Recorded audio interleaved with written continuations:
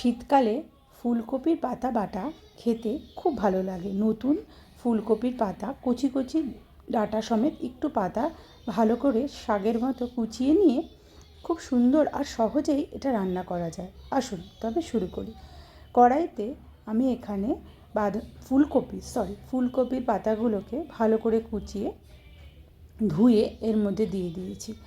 আর এতে দিচ্ছি দুটো পেঁয়াজ, প্রায় 8-10 কোয়া রসুন, 7-8টে কাঁচা লঙ্কা আর একটু জল দিয়ে ঢাকা দিয়ে ভালো করে সিদ্ধ করে নিচ্ছি। এখানে সিদ্ধটা যেন খুব ভালো মতো হয়। এরপর প্রায় 10 মিনিট পরে এই সিদ্ধ করে রাখা পাতা জল সমেতই তুলে একটা অন্য বাসনে আমি একটু ঠান্ডা করে মিক্সিতে পেস্ট করে নেব। অন্য একটি কড়াইতে আমি সর্ষের তেল গরম করে তাতে শুকনো লঙ্কা ভেজে তুলে রাখছি।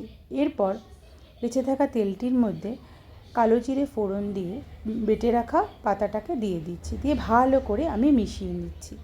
এরপরে ভেজে রাখা শুকনো লঙ্কাগুলোকে একটু নুন দিয়ে ভালো করে ডলে এই পাতা বাটার মধ্যে দিয়ে দিচ্ছি।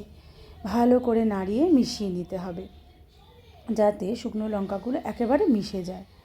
এরপর যেহেতু এটি একটি বাটা খাবার, তো এর ভিতরে একটু নুন একটু মিষ্টি আন্দাজ করে দিতে হবে। দরকার হলে একবার চেখে নিয়ে, নুনটা যেহেতু আমি লঙ্কার সাথেও দিয়েছি, বাটার সময়ও দিয়েছি, তো নুন মিষ্টিটা দেখে নিতে হবে। দিয়ে ভালো করে নাড়িয়ে চাড়িয়ে যখন কড়াই থেকে ছেড়ে আসবে জিনিসটা, তখন বুঝতে হবে যে সম্পূর্ণভাবে তৈরি।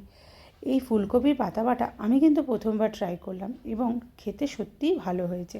সকলে বাড়ির খেয়েছে এবং ভালো বলেছে। আপনারাও বানান আর খান, দেখবেন খুব খুব ভালো লাগে। এই শীতের সময় গরম ভাতে, ধোয়া ওঠা গরম ভাতে ফুলকপির পাতা বাটা খেতে